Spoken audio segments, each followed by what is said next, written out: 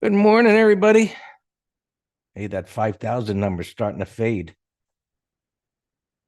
Anyway, I don't know what caused that blip up this morning. Um, there wasn't any news. I don't know if anybody else knows. Interested to hear, but market's kind of been trading like that.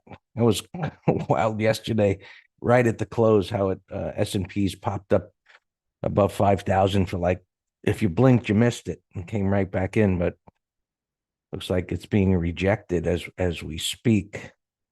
Um, well, we'll see. We'll see. We'll see. It was way up there. It's coming, giving back the whole spike on that wide range bar. Well, see if it pops back up again. Yeah, and interest rates. So things have been jiggling around back and forth. I know you can see the hourly chart, kind of like intraday ups and downs, and sort of other than this little blip to the downside and recovery, it looks like a stair step up there, and that moved down. I mentioned earlier in the week.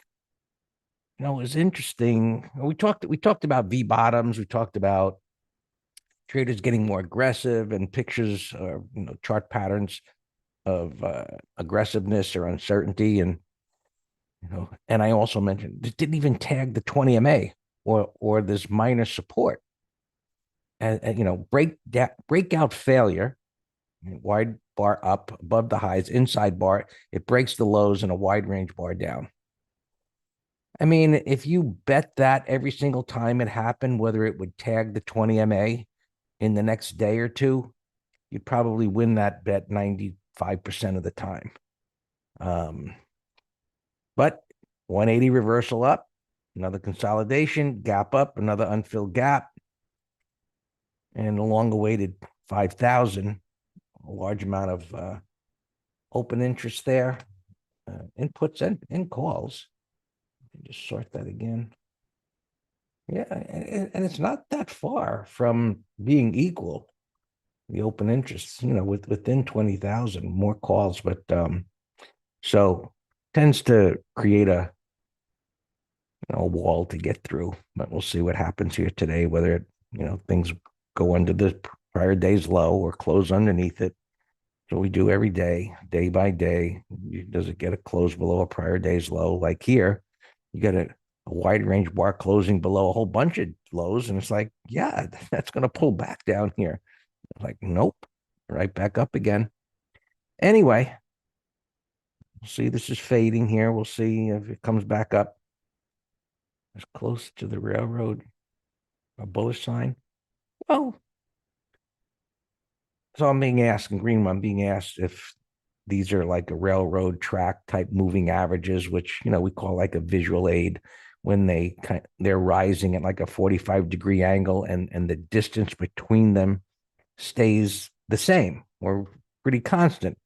And so, well, maybe if you saw an example of us explaining this with a slide in a textbook situation, you wouldn't see this. But look, there are textbook situations and there's the real world. And when you have a rising 20 and a rising 50, which is equal to the 10 MA on the weekly, and the 20s above the 50, and they're ascending like that, you don't have to be a rocket scientist to say it's a bullish trend. Now, do you need that if you're just looking at prices? No. But as we always say, we use moving averages as a visual aid as we're scanning through different charts on any given day. It could be several hundred. You're looking for pictures that you recognize from the past that look maybe something like this. Not exactly. So, yeah, that's bullish. There's no doubt about it. Now, as the moving averages begin to separate, the 50 from the 200, the 20 from the 50, prices from the 20, extensions, the greater the probability of retracement. Not the end of the trend, but retracement. Now, as we all know, prices are coming up to a whole number, a historic level. We'll see what it does there in the coming days.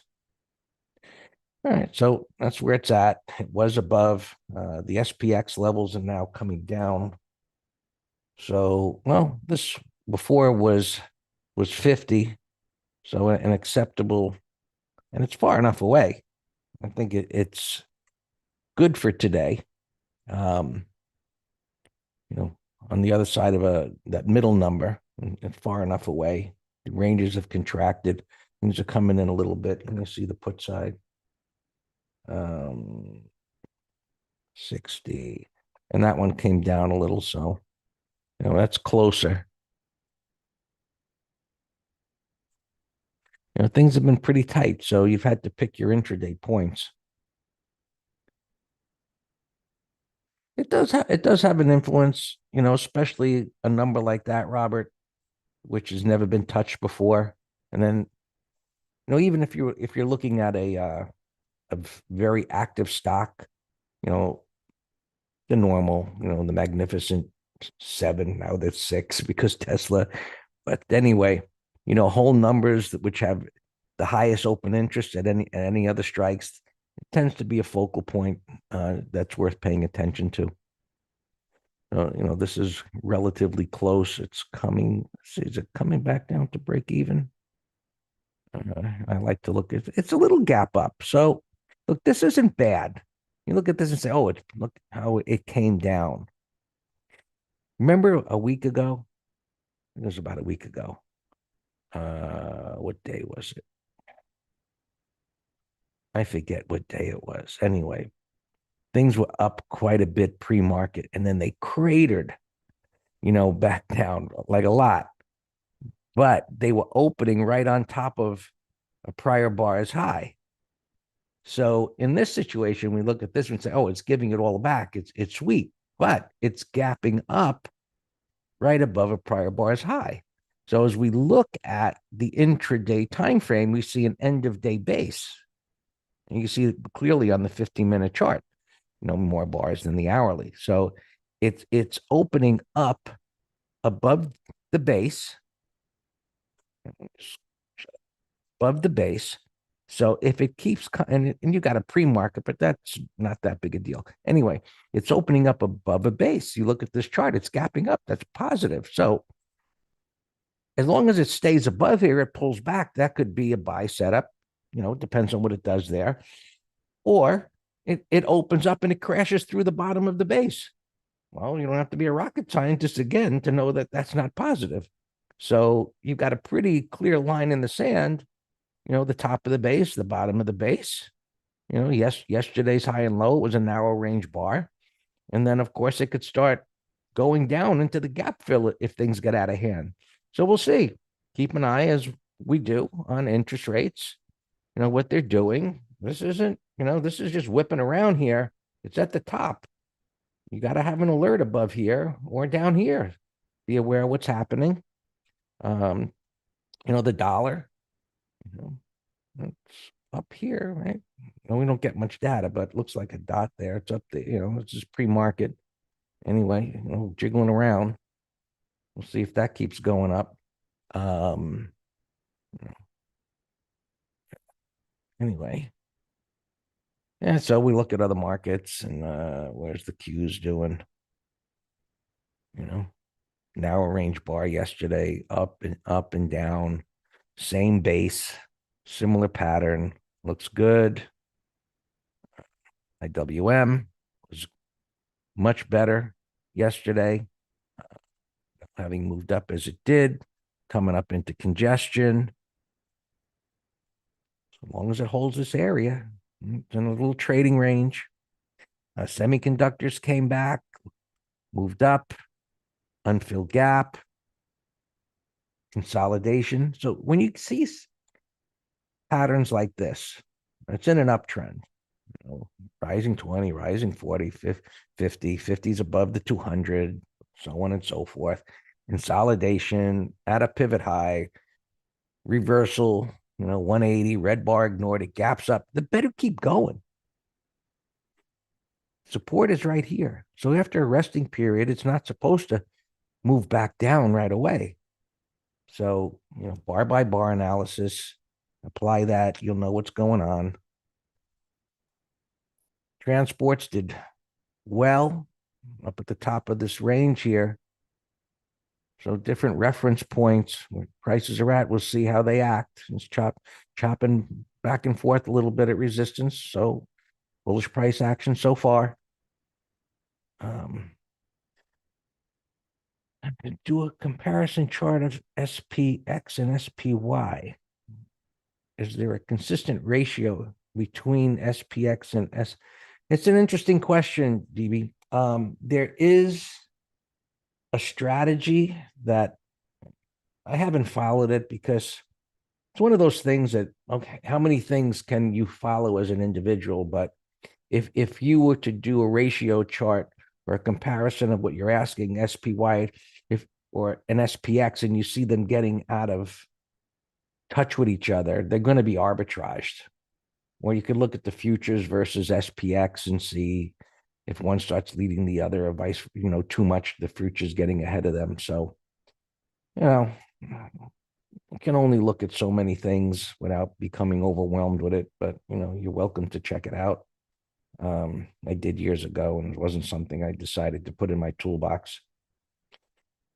Where's B in the ETF started? I'm not following this. You go. All right, so let me keep going here before it gets too late. Oh, transport ETF.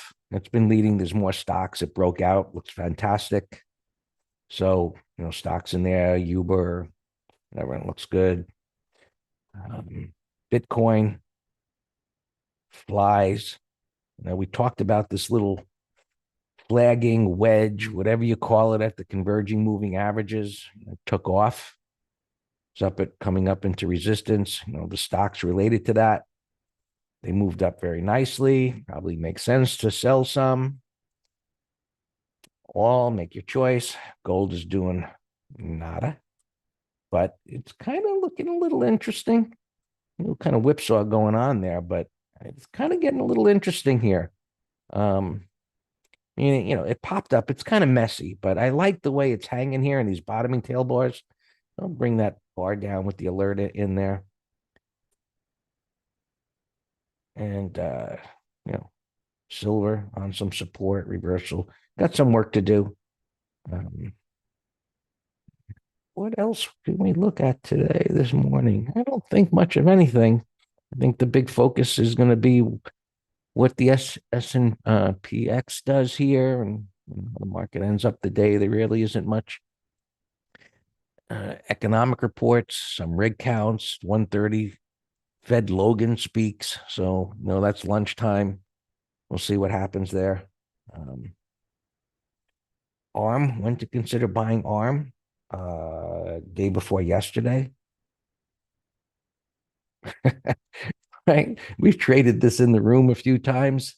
But it was just kind of doing kind of chop in there, and on the earnings came out and just exploded. So throwing in a thumbnail and keep an eye on it. It's a good one for keeping an eye on in the coming weeks and months, since it's made such a significant move.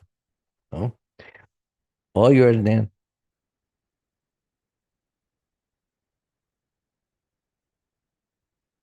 Good morning. Happy Zero DTE Day, Friday. It wasn't ARM, it was a firm that's also ripping, that I don't know if you remember, we mentioned as a core long. Let me show you where. Right here. So it's actually gapping down. All right, so this is, but right here on this gap breakout, we mentioned a core long in that. And look, it doubled. That was a quick double, less than a month. Let's go to earnings. Not many alarms. Well, a couple alarms going off. XRT up alarm. We're long. Looks great. Little gap up. Diamonds. We're long. ETF trader. Tesla. I posted as a put spread. Gapping over. I said let's wait for pre-market high here. Sell put spread for next week. Up square, up alarm. We have a put spread that was gapping up. GoDaddy. I had a nice up alarm, but I don't see any prints. It showed it up over $2. If it is, we'll be selling some at the open. And yeah, Bitcoin, we nailed the turn here. Block we got into, Wigme put spread, wish we did directional though. Beautiful W bottoms. The miners, Riot, Mara. All right, earnings. Let's see what we got here. The firm, yeah, firm. That's the one that had earnings I just pointed out over here. Nothing to do now. Pins got whacked last night. Recovered a little bit here, but still ugly gap. Net gap down last night and then immediately ripped up. Now it is bullish, daily, weekly, monthly. Look at that, is a total monthly breakout. This was actually on my core long list, which I would have given yesterday, but for earnings. So, sometimes people speculate on volume into earnings. Sometimes they're happy, sometimes they're sad. This is a case, obviously, where they're happy as can be. You just begs the question of inside inside information. Why are you piling into this with crazy volume the day of earnings if you didn't know something? Interesting. Patrick, I have Bill on my call spread. Oh, actually, that's a nasty gap down under consolidation. Here, let me post it again in case you're late. Well, I'll give you both of these. If you're late on Tesla, I posted that. And I went through earnings again and a couple just on our leftover list. But most of these are kind of earnings things. So I have net just as an excessive gap as a 30-minute low, 0 DTE call spread candidate. I'll peak up a little bit. Put spread watch. There's Bill with Expedia. I was thinking of doing the 130 puts. Sure glad I didn't.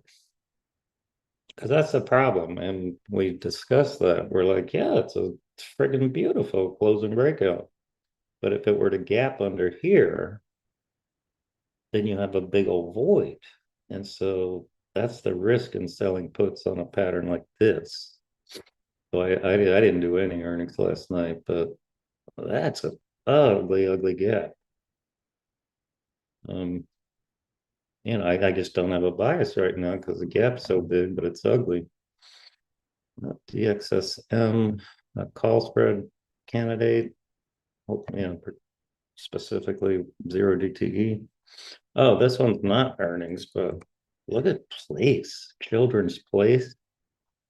Look at that gapping down over 50%. That is ugly, ugly, ugly, ugly, ugly. So I looked up the news because it was not earnings, and they had they released unaudited results that were bad, and also said their need to raise money. So that's a double whammy. That's an ugly gap. I see those stores, the stores in the mall, Children's Place. But I've never stepped foot in one. All right, T2 150. That's an ugly gap. That's ugly. It's so big. I don't know what to do with it. All right, actually, let me email these to myself, and we'll go through them.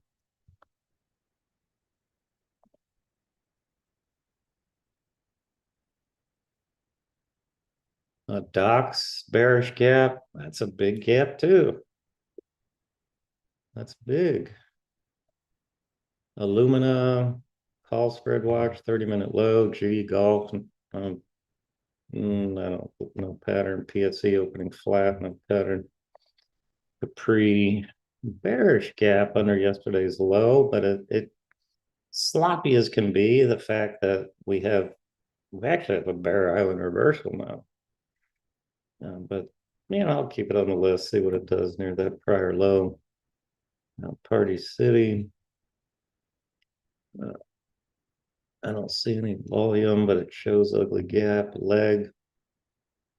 Now this one's down, but I actually set an alarm up here at 2320 to see if it can negate it, because then it'd be a W bottom. Well, no, I take that back now, because the gap's too big.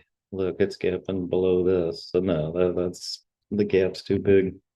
If it was a small gap, then I would like as a gap negated W bottom, but the gap's too big. On flow, I see one print down here. We'll come back. I don't trust prints unless they're liquid reg, not nothing going on here. I need prints. Prints, no prints. MSI was whipping around last night. 320, 30-minute low call spread. So, look at this big old M top on the weekly. VeriSign, $200 stock opening flat. Put spread idea, 30-minute high, LGF. I have an alarm at, I think, 1085-ish. This could be a breakout candidate. MGL, that it's gapping down a little. No pattern. CDP, a mess. Onto gapping down, a mess. Boyd, I liked closing breakout yesterday, but now the gap's too big. I'd be selling. I'd be talking about selling. I gave pre-market. I gave Snow sell a half lot. It was 231.05. This was a nice trade we got into yesterday. A little gap from a bull rectangle. So we have $10 gain in one day. Nothing wrong with taking it all, but I just said half. About 30-minute low. Text shows down, but no volume. Pico, nothing. Papa India 115, gap's too big. ATR gapping down 127, bearish gap, but I don't see any volume. Powell says it's opening flat. Penny stock thing, but that's not a bad bottoming pattern. Let's see what it looks like at 10 o'clock. This looks like it's gapping under a green bar, call spread candidate. Sina. Cap down by trading range. We'll come back, ramp up a little bit, no volume, but bullish. Daily, weekly, monthly, Pally. No, any prints here. So, this is liquid Pepsi. Unless I can see a chart, then I just dismiss it. All right, so yeah, that's had a bearish gap, up, down, but there's no good pattern here on the daily. I mean, it's up a lot and not a big target. I have no interest in that. ENB slopping around. Owl, strong, but up too much. PAA. This is a $15 put spread candidate, 5-minute high. If there's any juice, coup put spread candidate.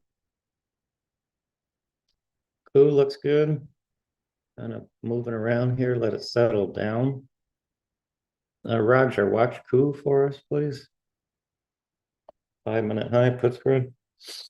Newell gapping into yesterday's bar, 817, a little bit over 50%, which is bad.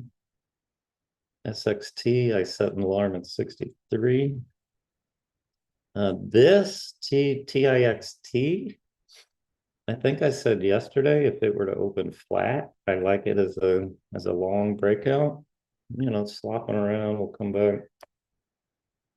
EWBC. All right, almost done here. Little downside shakeout. This is good for a day trade.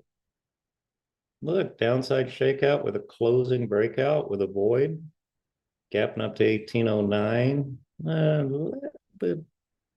Little bit big gap, but it's worth watching. Pelurb gap breakout 3869. Let's watch that on a pullback. Look at the monthly. Monthly's a bottoming pattern. Yeah, let's keep an eye on Pelurb. Not bad at all. All right, so I have net excessive gap, arm excessive gap. A firm, no, I'm doing nothing with a firm, so I'm going to put Pelurb in my other computer. Pelurb, PRLB. Jets was on our list yesterday. Look at that. Continuation closing breakout. Gapping up a little bit. Let's watch that 30-minute high.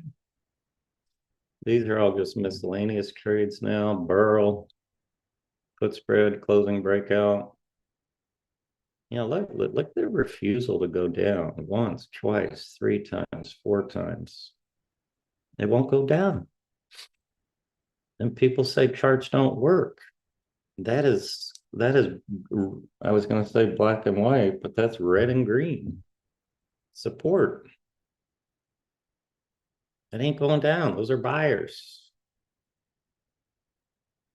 Yeah, we're selling off here a little bit pre-market. FAF. This is Sam's short watch. It's on this prior low, but it's worth watching. Oh, thanks for the dodge.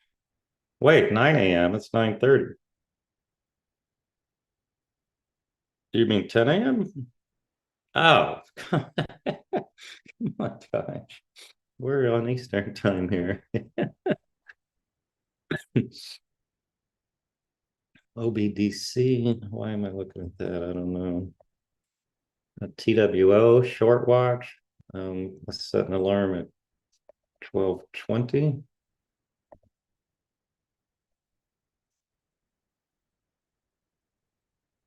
ARBK. We did a half lot on this yesterday. Another Bitcoin. It's a foreign Bitcoin, something or other. Weave. Yeah, I did mention GoDaddy, Greg. I said my alarm went off, but I don't see any prints. But I'm watching it at the open. I got it in a thumbnail. If we will be selling, if it gaps up. Yep, did mention it. Kind of a sloppy buy setup, but worth watching. Let's set an alarm 11.25. And I already have one there. Perfect.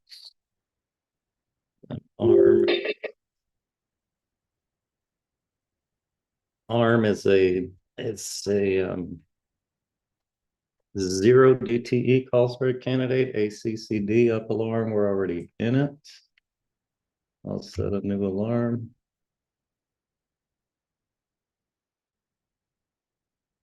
13:55.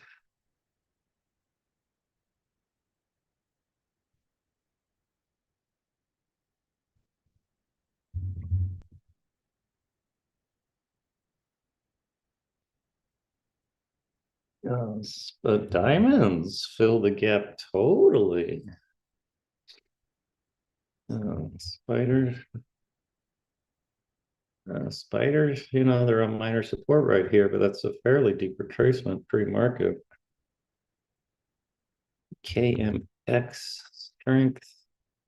Yeah. Oh, I remember you mentioning that a while ago on this bar, Don. I remember you mentioning it, I think. 129, I'm pretty sure. But yeah, it's in a trading range, but it'd be a good put spread under this pivot. All right, I'm amazed I don't have too many alarms going off. All right, block, I said sell half at the market open and the ETF trader. So it opened at 29.48.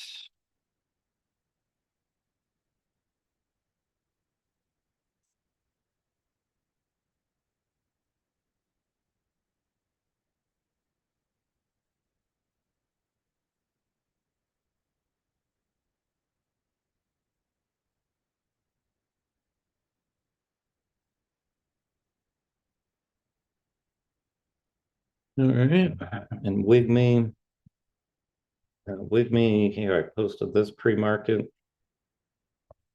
I don't know about these stupid 5 cent bid situation, but the midpoint was 0.